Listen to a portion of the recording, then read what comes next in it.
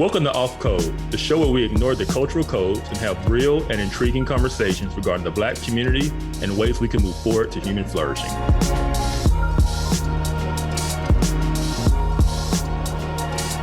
Hello and welcome to another episode of Off Code. I am Monique Dusan. And I am Kevin Briggins, and we have another great show for you guys today. I'm really looking forward to getting to this topic. It's a really important topic that is dear to both of our hearts as we kind of seen this cycle kind of happen over and over again. So I'm really looking forward to getting into this topic today. Yeah, looking at Black trauma. What is the source of it? Is it something that's real? Black storytelling, does our storytelling precede our trauma? Is it maybe a form of like a secondary trauma? But let's start with a video that actually Krista found and sent to us. And then we can talk about that video and some of the impacts that come when we do things like what are seen in this video. We actually have a line that we do at our house. We practice this thing. What is it? I'm Ariel Sky Williams. I'm 8 years old. I'm unarmed and I have nothing that will hurt you. It's just kind of a thing we practice at our house. There are great police officers out there. There's also some police officers who are not so good. And my fear is that you run across one of those bad ones. For some reason, people of color have always been a target by the police. Before they became a policeman, they were a person. And that person took all their ideas and all their thoughts and all their prejudice into their job. Why would a police officer assume that you did something bad?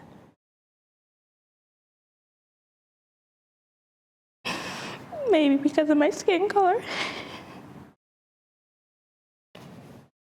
I remember being put in handcuffs for something that had nothing to do with me. I was literally walking in the mall.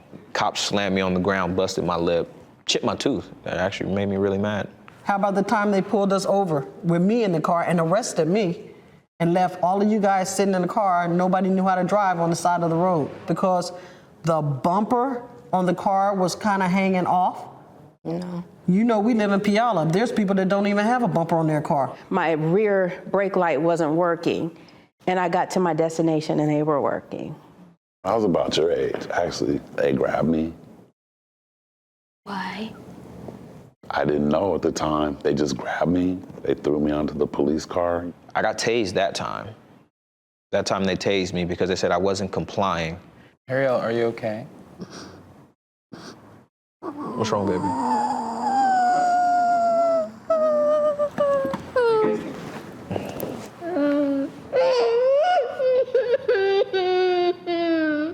I'm okay, I'm alive, all right? Every day I get to see you, I get to do this, right? All right, come on, let's calm down, let's finish this, all right? You good? Hey, you're making me cry. Come on. You have to be careful when you're out there in this world because this world's not going to always be honest or fair to you. I know, Sean, you got a little bit lighter than the rest of them, so it's a possibility you won't get stopped. Sound like you just pulled him over. Okay. If you're driving, cop pulls you over. Police gets out the car, comes to the window. What would you do? License and registration, please, ma'am. Why do you think I pulled you over? I don't know, tell me. When a police officer says something to you, don't, you're black. You can't be looking at them saying, oh, I don't know, why don't you tell me? Well, I mean, that right there is giving them the license to pull you out of your car and physically harm you because it will be done. Don't get upset, don't get sassy. Why did you pull me over? You don't have, I know how, just follow instructions and stay calm. Okay. Do you think just being a police officer and pulling you over, regardless of if you feel you've done something or not, they should get your respect? That's a tricky question. The answer is yes. If you gotta go to your wallet to get your ID, say, can I go reach in my back pocket to get my ID out? You could do what I do, and I show them my hands, so when they're walking up, they see I don't have anything in my hands. I'm Ariel Sky Williams and I have nothing that will harm you or hurt you. And what's the next place you put your hands when you're driving? Or on the steering wheel, with your hands out? If at all possible, turn your phone on. And call someone and put it on speaker. But whatever you're doing, I want you to say what you're doing before you do it. You don't write any statements. Well, you have to write a statement. You don't have to write anything. You're a minor. I'm responsible for you. No one can tell you anything else. If it tells you to be quiet, be quiet. Do everything that you can to get back to me. I see it weighing on you, and I don't want it to weigh on you. I'm just worried about Donovan. I'm worried about him now. Who are you guys talking about? My nephew and her cousin. I don't want him to be shot. I don't want him to go to jail. You guys, if you could say anything to police, what would you say? Learn about people, learn about their problems. Take some diversity training. I mean, it should be like at this point, like a monthly requirement. You know, there's really nothing at this point that they could do that would make me feel any safer with them without them just point blank clearing them all out and starting all over from scratch. So don't always assume that all of them are bad. But all you see on the news and in newspapers, and it keeps happening. It's just in a different way. It's like how people are like, you should forgive so-and-so, but they keep doing it to me. I forgave them, but they keep doing it to me. It gets harder and harder to forgive them. Okay, we are back. Kevin, you know what? I know there's probably going to be a lot of pressure and we didn't discuss this, but I want you to go first and talk about, one, your experience as a parent of 3 daughters. I mean, the majority of the kids who were talked to were young girls. And just like, is this how you have trained your girls? What do you think about this? Yeah. First of all, that was hard to watch. It was sad, and it also made me angry because I know they don't mean to, but what they're doing to those kids is really wrong. It's wrong. They are causing a fear and a trauma that is so, what's the word I'm looking for? Just over the top. So unnecessary. The idea that you're going to get shot by the police is so rare and small. To cause this kind of fear in these children is just wrong. But at the same time, it's sad because I know where it comes from. I understand why these people feel this way. That little girl said at the end, she's like, when I watch the news, I read the newspaper, it's happening all the time. And it's like, no, it's not happening all the time. They're making you feel like it's happening all the time, right? But when it comes to my own parenting, so my oldest is 11. We haven't had any of these conversations yet. She's not close to driving. But when that time comes, I'm just gonna give. It's not going to be in special instructions because she already knows to respect adults, to respect authority. That's not going to be. I'm not going to worry about her mouthing off, but I'm gonna say, yeah, if you get pulled over, this is what you do. You roll down your windows. So, because the officers want to see in the car, you have your license and your registration already out, so you don't have to look for it when they get there. And you just be polite and you just follow their instructions and answer their questions. It's that simple. It is. You don't need the rehearsal statement. You don't need to be in fear of your life. It is simply treat them like a human being. They'll treat you like a human being, and you move on.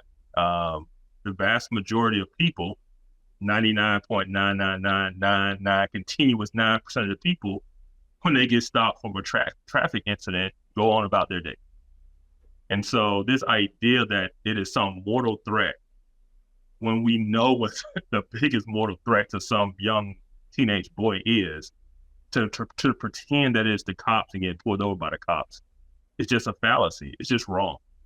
And they've caused this fear in these children, which from my experience causes more issues because of the fear and the panic when they do get pulled over. Mm-hmm. It was one incident. It was a guy, he was in the Army, and he got pulled over. And instead of pulling over, he kept driving because I get it. He wanted to get to a well-lit area because he was afraid. He didn't trust the cops. But the cops don't know that because it took him a long time to find somewhere to where he finally got off. And when they got off, the officer was telling him to put his hands out the window, but he wasn't, because what we found out from his phone was that he was setting up his phone so he could film everything. The officer is telling you, you've already been driving, you didn't stop, and now that you have stopped, he's telling you to put your hands out the window so you can see your hands, and now you're not doing that, right? All because you're trying to set up your camera because you're scared, right? And now the officers are agitated, they're worried about their safety, and it's just caused a scene that didn't need to happen. And that all came out of his fear of what was going to happen to him simply because he was Black. Which was sad, because as somebody who wears the military uniform, trust me, it is like a brotherhood, even from law enforcement, right? If you have on a U.S. military uniform, they're going to say, have a good day, right? I pulled up at a checkpoint one time. I was in uniform. He saw me and said, oh, just keep going. He didn't even check my ID. He didn't check anything, right? And so this idea that this guy was going to get murdered at a traffic stop by the cops just because he was Black is irrational. And that irrational fear almost got him shot. Yeah. And so I can see it. It's gonna, these kids, once those lights come on, everybody get a little nervous when the lights get behind them, because like, oh, I'm gonna get a ticket. But if that fear gets to a certain point where it makes somebody freeze up, it makes them, irrational, that could cause an incident and a scene that could have been avoided. Yeah. So. Yeah. In listening to it, I just think of what gets etched in those young kids' minds, and how it's kind of like you're saying, how they participate with others based on this fear that they have of something that is highly unlikely to occur. Now, I'm not saying that racism isn't real, and I'm not saying that the parents who are telling them these stories didn't actually have real incidents of racism, but I am asking the question of, well, what happened in your story? Is your story actually the way that you're telling it, maybe? Or maybe you came across the racist cop, but that doesn't mean that you have to now train your child to believe that every person is racist, or every person that wears the badge is racist. Because I really do want to know that woman's story that she said they took her to jail. For what? She said because she didn't have no bumper. They didn't take her to jail. There's no criminal charge for lack of bumper where you get arrested. I'm just saying, something was missing. Maybe her license and registration. I don't know. That's wrong. But that's the thing too. It's like everything can't be racist. Like if you know that you might get pulled over because your bumper dragging behind your car, why are you driving your car? Like, and you can't. The guy could have pulled you over because it was a hazard. It was a concern. It could have been a fix-it ticket. But we can't say, well, what did she say? Wherever she lived, half the people don't even have bumpers. Yeah. Just you can't validate your wrong based on somebody else's wrong. Yeah. And then try and call it racism. Yeah. That video is very powerful for people who may have never been inside a Black household or hear Black people have that kind of conversation. Like, she told the little light-skinned boy, well, you're a little lighter, so they might not pull you over. Like, that's real, y'all. Yes, and how does that make him feel? Exactly. How is he? That's going to make you feel some kind of way, because now it's not my fault I was born with this lighter skin. But what do I do now? Because I don't know what the two kids' relationship was, but let's say they're brothers or cousins or whatever, and that's their grandmother. How does that perpetuate this oppressor and oppressed dynamic, or this dynamic where, lighter skin is better than darker skin? Like, there are so many conversations and dynamics that are happening within the community that we ourselves continue to push forward. Nobody else was pushing that forward except for her. Yeah. Yeah. And they think they're doing their kids a service by kind of preparing them for the world. But But the reality is that's in the way they're doing it is not a very helpful way. I would say that the way they're doing it just promotes more victimhood mentality. Oh, And absolutely. this fearful mentality. One of the things that I truly believe is that in a lot of like socioeconomically depressed areas, there are a lot of what I would consider community-based PTSD happening. And then you get police officers who also experience their own level of PTSD. And when those two things come together, that's a volatile situation because everybody wants to get home at night. And so to one degree, these parents are trying to make sure that their kids just get home at night without understanding the fear that they're instilling in them and all of the other repercussions that come from that. And to a large degree, I don't know that police officers also understand the emotional baggage that they wear when they come into a community. And then bam, now here we are, I'm going to get home. And this one over here is, well, I'm going to get home too. Yep. It doesn't always add up. And sometimes somebody doesn't get home.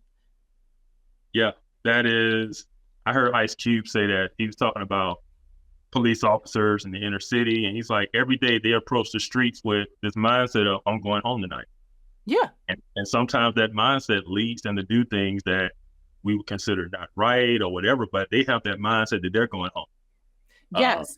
And I mean, gosh, putting myself in their shoes, which I know I cannot, but if I use my imagination, I'm sympathetic because when you come into not saying all, when you come into some neighborhoods, what are you met with? But the attitude, but the person running, but the drugs, the shooting, all of these things. And you're met with that night after night after night. I think back to 2020 when it was like on site in some communities against police officers.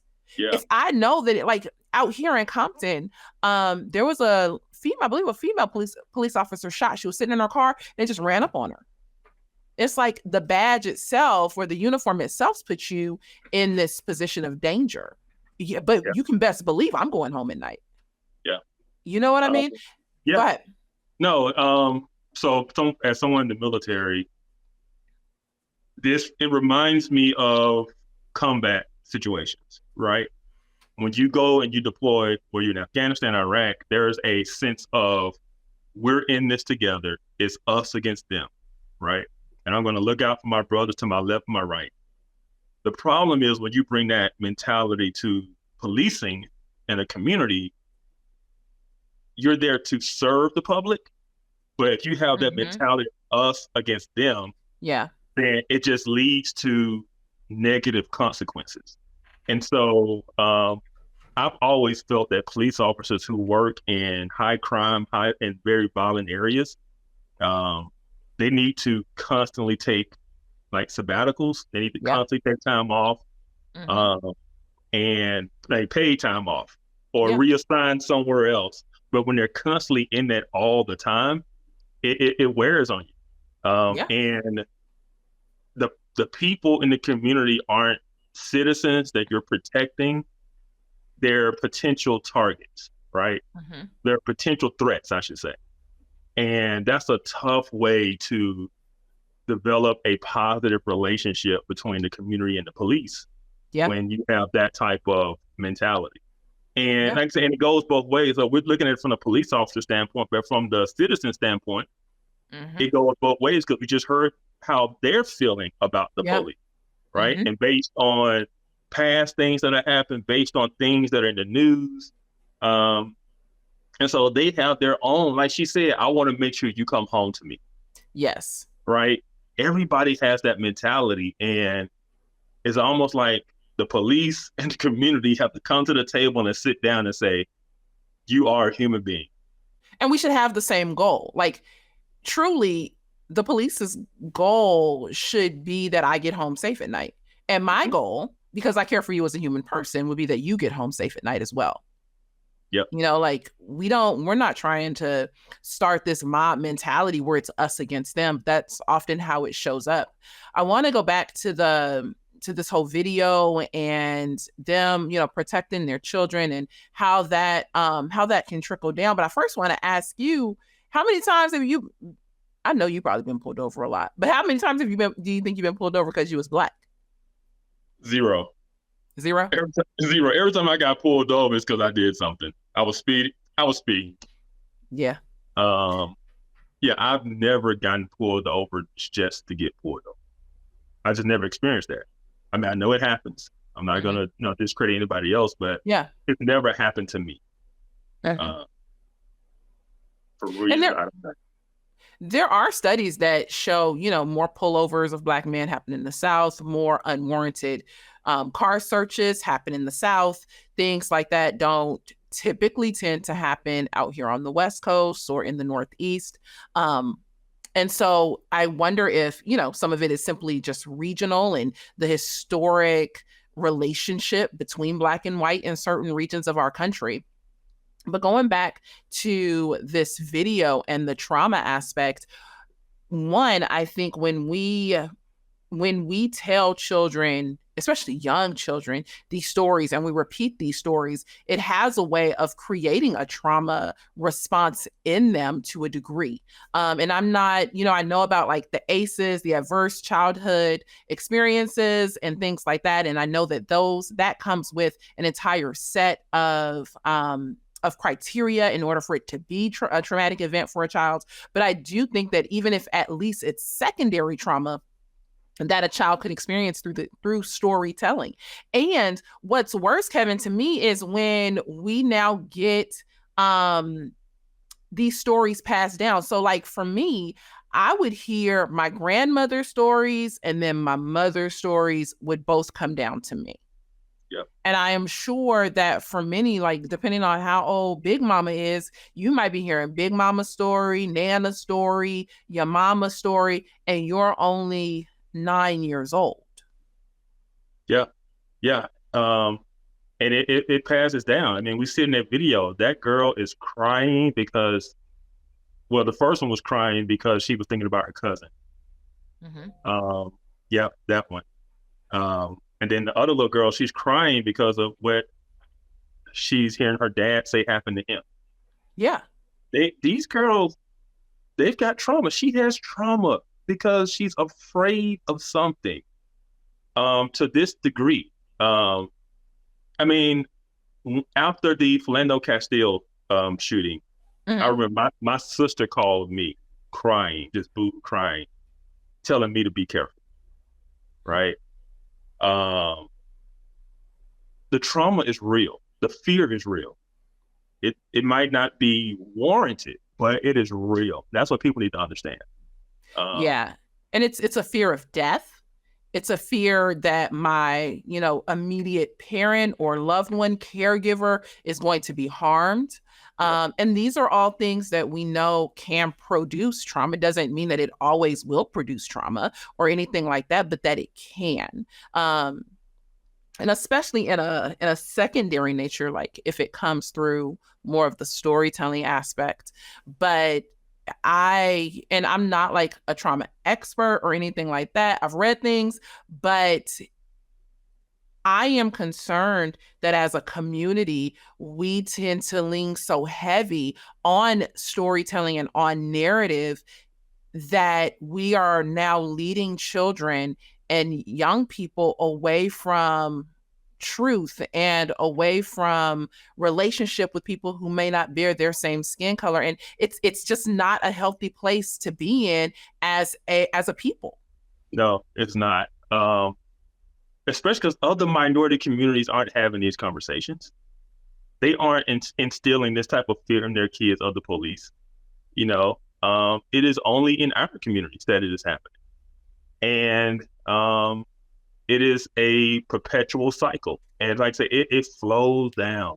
These things flow down. And I think it's important for people to realize how Black people view these events. The majority of the country views these things as that particular incident happened in that particular place. Mm-hmm. Black people tend to view things as a continuous line of history, right? Yes. So what Big Mama went through, what mama went through, what's happening now is one continuous thing.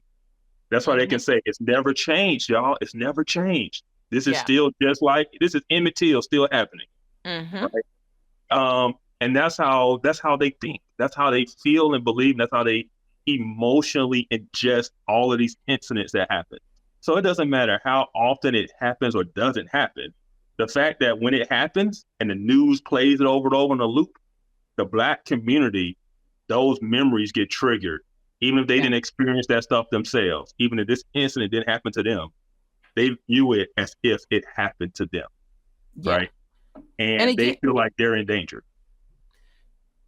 I agree. And it's not to say that racism isn't real or that people aren't targeted, but the degree to which we have this conversation as if every time you get pulled over, it's only because of your skin color is what I think really builds this this tension and this fear and what I would consider at least a secondary trauma in young people, especially in our Black men. It builds an anger. I mean, I don't know if you see that, but one of the things that I see is, and it doesn't even have to be in regards to the police, but just Black men toward whites overall. There's oftentimes an anger in regards to race and racial injustice. And does that make sense? Absolutely. I see it all the time. I see it all the time, especially on social media. Absolutely. Hey family, I wanted to take a minute and talk to you about Birmingham Theological Seminary. It's my seminary and it's a place that I extremely appreciate.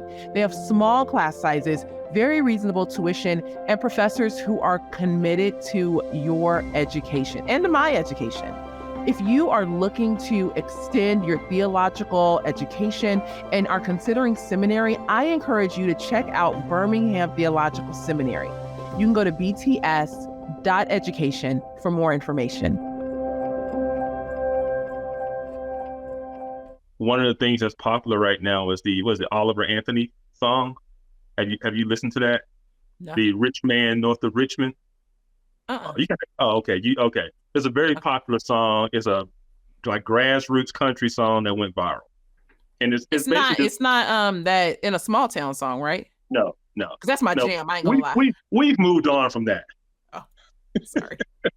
No, but it is a classic working class song written against the government, right? And there's been a lot of pushback from it. And the Black people I've talked to online about the song, it's almost as if how dare a white person have a grievance, right? It's like they're privileged. Why is he complaining? And I'm like, well, because he's the poor working class. Like, but that doesn't matter. He's white, right? And it's almost like if they're the oppressors, then why should we feel any empathy for them? Yes. Right. And so, yeah, the way we view white people in general definitely is affected from a standpoint of anger, distrust, lack of empathy, the way we view them, see them. It is a caricature that we've created of white people in general. And it is the sad thing, or the ironic thing is, that is what we've complained about for years they did to us. Yes. Right? So they say, they have a caricature of Black men, right? That's not true and real. And we fight against that. We say that's racism, that's wrong. But then we turn around and do the same thing and we justify it based on what we've gone through, And that's what I've tried to get people to see is like, if you just reverse that statement around, you'd be really angry at that statement. At one point in America's history, it was commonplace and quite well-to-do to speak ill of Black people. Yeah. And now the shoe has switched feet. And, we are definitely looking down the other side. And it is quite commonplace and well-to-do to speak ill of white people. Yeah. And unfortunately, what's so sad is that in the storytelling, not only are Black people being bought into it, but white people are bought into it as well. I mean, aside from the whole conversation, I feel like, of white liberals and things like that, but I was just at a training and I was actually presenting, and someone spoke up in the training and was like, you know what, if I brought in X amount of Black men, I can guarantee you that 100% of them would feel like they have been racially oppressed, and we need to be, doing our due diligence to stick up for them and to speak out against racism, because they feel like they've been racialized. They feel like they've experienced racism. But do you hear the key word in that? It's feel. Feel. And, oftentimes what we do is we create these narratives, but it's based a lot off of feeling. And I think that that's part of the issue with the entire storytelling, is that a lot of times we want to make sure that you feel safe, or that you feel, or not even feel safe, but we want to tell you a story based off of how we feel. Does that make sense? Like, I felt threatened, and so now I'm going to tell you my story so that you either don't feel threatened, or that you know that you are going to be in a dangerous situation. It's hard because people don't. Let me put it this way. When someone tells you a story and you buy into the story, no matter how much data is put forward, the data doesn't matter, because they now have your heart based on the story. So going up and telling one of those kids or one of those parents that the percentage of people who are shot and killed, unjustly by police is probably something like less than 1%, if I'm remembering correct from your conversation with Eric Muldrow, they would be like, no way. No way. Thousands, hundreds of thousands of Black men are killed every year by police. But that's not true. The data doesn't support that. And so then we have to have conversations of, well, what is true and what's feeling, and how do we thread those things through without continuing to tell stories that are harming our kids, that are traumatizing our kids, and leaving our kids siloed off, I feel like, from other communities simply because of the color of their skin. Yeah. Yeah, and it's really sad too, because I'm just going to be honest. I look at it as this has intentionally been done to us. Say more. Say more. When you watch the news and the talking heads get on there and they recite these talking points, these same fear talking points, knowing the data, knowing that Black men aren't being gunned down all over the country, but yet that's what they will say. And that's what they will tell you. And they will say things like, Black men are 3 times more likely to XYZ. And they just leave it at that. And then they get into a conversation about systemic racism. And then they talk about the history of racism. And they just tie it all together, throw a random number out there, tie it to systemic racism and historic racism, and leave you with that, as if that is the reality of what's going on today. They never tell you what the number is. They won't tell you that it was 19 Black people the whole year, right? They're not going to tell you that. They're just going to say 3 times more likely. No, they're not going to tell you that it was 19 Black people and 27 white people that got killed, unarmed, that got killed by the police that year. They're not going to say that, and it just gets recycled over and over and over again. And like I said, I believe it's intentional. They need us to be emotional. They need us to be fearful. They need us to be afraid of the white supremacist boogeyman, right? Because they need us to go to the polls every 4 years. That's why they come around to our churches every election season, right? That's why, our president can say things like, if you don't vote for me, or you don't know you want to vote for me, then you ain't Black, right? is why Al Sharpton can get up there in every high-profile case and go to the funeral and give this civil rights speech again. And old Crump, the ambulance chaser, right? He's gonna get up there and make sing those same old arguments and songs, and this is justice, and we gonna get justice, and And it's just like they play this game because they benefit from it. Yeah. They benefit monetarily, they benefit politically, and they need the Black community to be up in arms all the time. And so I've always compared it to a wound that they won't let heal. Yeah. The minute it starts to scab up and it starts to heal, they rip it off. They want it to bleed again. But I would have to say, I think you're right. I think that there's benefit to the wound not healing. When I read Critical Race Theory in an introduction by Richard Delgado and Jean Stefanchich, one of the tenets of critical race theory is storytelling. It's the narrative tenet. And how that, even as a piece of this framework, is very intentional and very structured, and how there's benefit to narrative. Mm-hmm. And so it makes me wonder, kind of like you're saying, maybe this is intentional, and intentional from those who are in positions of power, positions of, and I'm not talking about like, whiteness or things like that, but just people who have the ear of certain people or certain communities. I will say that. And understanding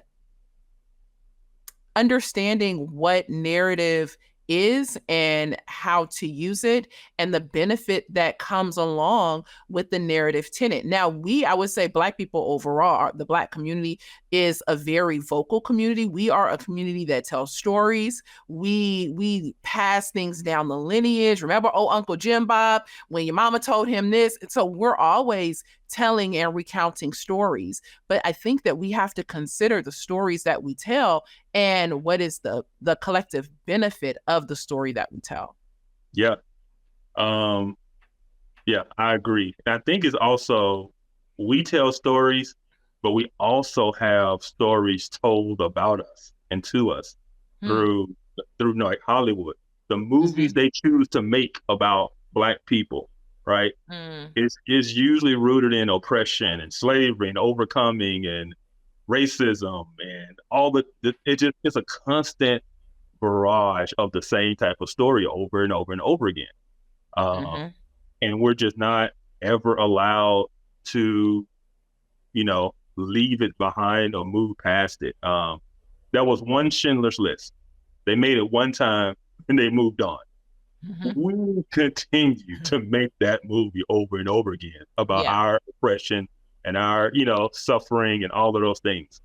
And it has an effect when we run to the movies to go see movies like The Help, 12 Years a Slave and all of these things. Amistad and it brings back all of those feelings and emotions, and we relive them. Well, we lived them because we didn't live them originally. Yeah. And we can talk about how our previous generations did not have this trauma. The people who came out of slavery weren't sitting there traumatized from their experiences.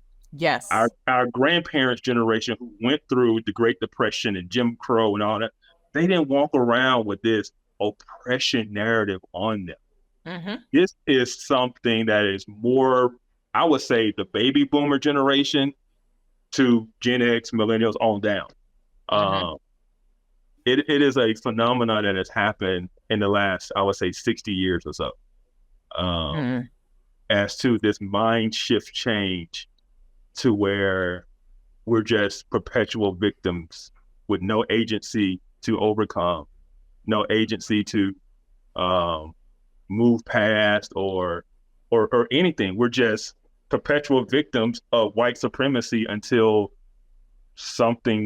white people change, until the government change, until That's another tenet of critical race theory. What do you think was the catalyst for that, though? Because I don't think I disagree. I'm just wondering where can we point back to an event? Like, a lot of people will point back to the institution of the welfare state and things like that. But I'm like, what can is there a place? Or I wonder if there was a turning point, because I agree, like, right after, the Civil War, when you look at Reconstruction and that time period right after that, the Great Migration and all of that, people weren't sitting home twiddling their thumbs talking about, I'm a Black millionaire, but I'm afraid to leave my house. Yeah. These people had nothing or very little, were working hard in the middle of Jim Crow, in the middle of, the slander, the hatred, the oppression, the true oppression. Yeah. Yeah. Man, you're trying to get me in trouble. No, go ahead. It is off code. Honestly, I think if you just look at the trajectory of things, it goes back to the civil rights movement. It goes back to the revolutionary spirit, I call it, of the 60s. It goes back to mobilizing Black people to rise up. And in that, it was very successful in changing legislation. And because it was so successful in changing legislation, it just became the way that we felt things needed to get done. And so we've never left that playbook, right? It is cause disruption, cry injustice, and play on the guilt of the populace to get what we want, right? Wow. And it is constantly using our grievance as our political leverage, right? And so therefore we can never give up our grievances. Wow. Because when we give up our grievances, we give up the political leverage we believe we have, right? And so, yeah, that's what it goes back to. It goes back to the time of the civil rights movement and what that movement started within Black, because before the civil rights movement, Black people were not seeking revolution, right? They were seeking change. They were seeking justice. They were willing to work within the system to change things, to change people, to do their own thing, right? Yeah. We had our own businesses. No, it's so funny. Like, people talk about all these things we need to do today in the Black community, and like, we had all those things. We had our own doctors, our own lawyers. We had our own banks. We had our own businesses. Like, we had the Black community, our own grocery stores. And what changed that was this idea that we needed to integrate. And once we saw integration and we started having the ability to go to the white man's store, as we'll call it, Black businesses started to die because that seemed to be more attractive over there than what we had. And so, yeah, that's it's sad to say, but that's just really where it started. And it's one thing because we really benefited from one aspect of it in the civil rights movement and the Civil Rights Act. But I've always asked the question, what did we give up to achieve that? Yeah. And we gave up a lot of agency and a lot of self-reliance. And we became simply dependent on the government providing for us. That's where the war poverty comes in, and got single mothers to basically marry the government, and no man in the house rule, and the out of wedlock birth rate went from 25% in 1965 to 75% in 1985. Yeah. It tripled. And this is the thing too, the white rate tripled as well. That's what people don't realize. The white rate went from 8% to 24%. So it wasn't just that it affected Black people, just that it affected us exponentially because we were already at 25%. And so that's what people, it's hard to say that because the civil rights movement is something that we can never say anything negative about, right? We can never say, you know what, I think they messed up here. They didn't get this right. And the lasting effects of that have just simply been, we are in this cycle where we are constantly looking to the government to save us. We're constantly looking to the government to provide for us. And the government, which is the system or the man, system, the white man, yeah. You know what I mean? Yeah. And the system, the government, at least one part of it, one party of the government has said, yes, we will save you. Just vote for us. there's more work to be done, you know? Always. Always. Yeah, and we run out, we line up, and we vote, and we organize for them, and we do all these things. They don't want us to lose our grievance. But I mean, is that not like when I hear you talk about like the grievance and that you have to have a grievance? What I think about is like you have to have a proletariat. So critical race theory with foundations in Marxism would require that there be an oppressed category. But I mean, that would be, and this is a whole nother side tangent, that would be all the critical theories. All the critical theories are going to require some form of oppressed person. There has to be some problem.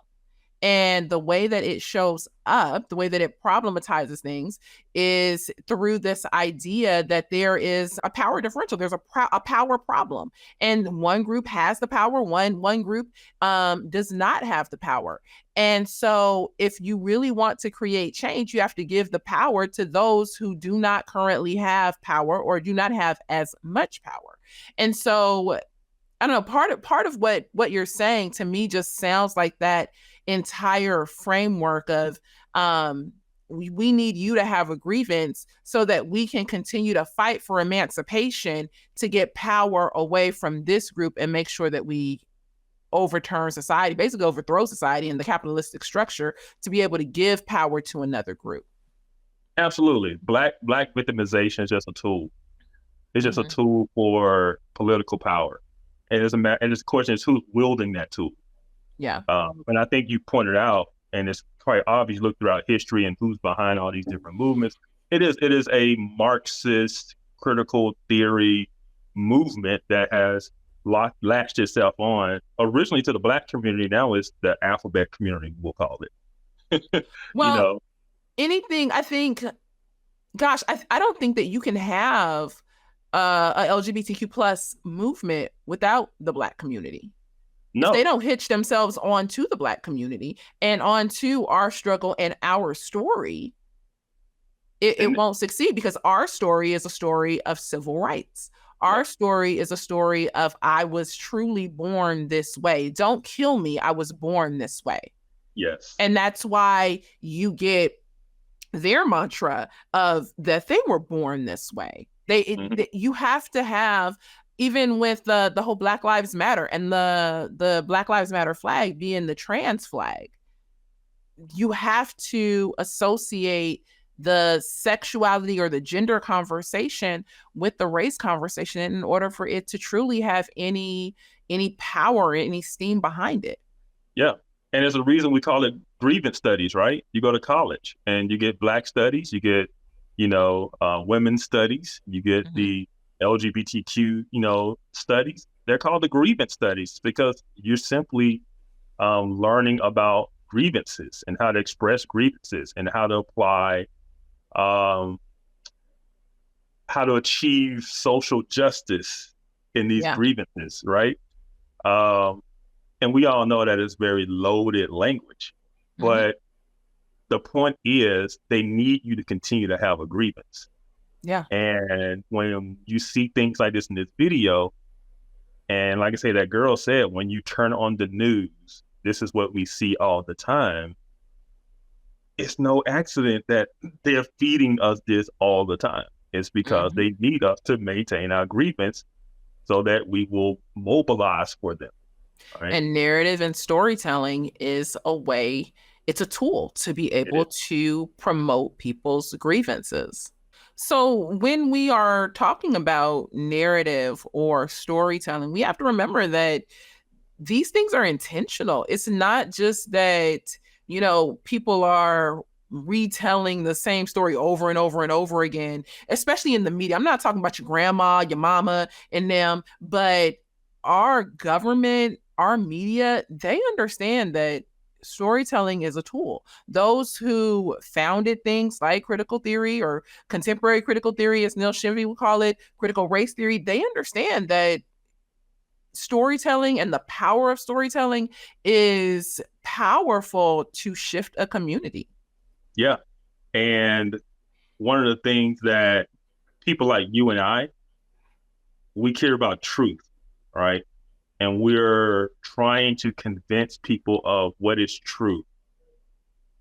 The other side doesn't care about what is true because they understand that the only thing that matters is narrative. If they can just get the narrative out there, if they can say it over and over and over again, if they can show you a video over and over and over again and get that narrative out there, it doesn't matter if it's true or not. Yeah. Right? And because they understand they've gotten the emotion. Yep. And that is where, to some degree, we lose the battle because we're trying to give facts. We're trying to win arguments. They're not even trying to win the argument. They don't even want to debate. They see no need in that because they're not trying to win the argument. They simply want to win the narrative. And they win the narrative by controlling the media, the published media, social media. And once they control the narrative, it doesn't matter what's true or not. It only matters what people believe. Yep. And so I agree. We are at time. Anything else you want to say about the video before we sign off? No, it just broke my heart to see those little girls cry. I mean, I got 3 daughters, and see, I'm gonna say I have empathy for the parents. I know why they're doing it. They have good intentions, but they are really harming their kids and creating a cycle of trauma. And we're quick to acknowledge the trauma, but we view the trauma as being conducted from what's outside of us. Yeah. We view the trauma as being, what they're doing. And we don't look at how we're perpetuating the trauma ourselves. And so that's something I hope people take away from is be thoughtful of how we're having these conversations with our kids and what we're passing down to them. And make sure we're not putting our own baggage onto them, So I agree. Again, one of the things that you said early on really caught my attention.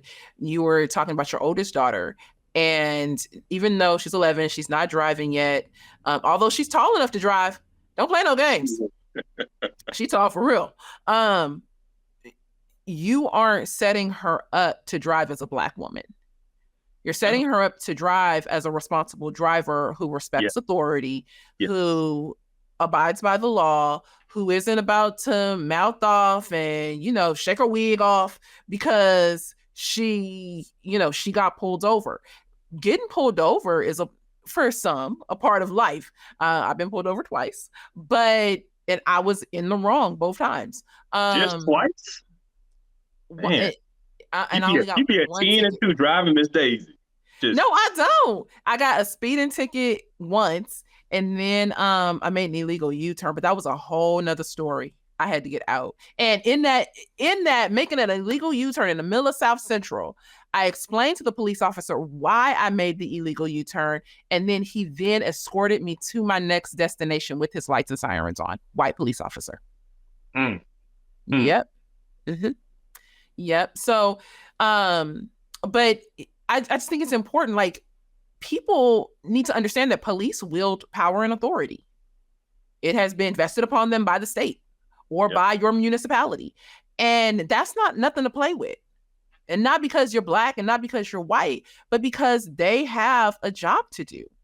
And they are meant to protect and to serve, but they also, have the law backing them up. And so we don't want to put ourselves in positions where now here I am mouthing off and I'm sideways and all of this and causing somebody else to be fearful of their life either.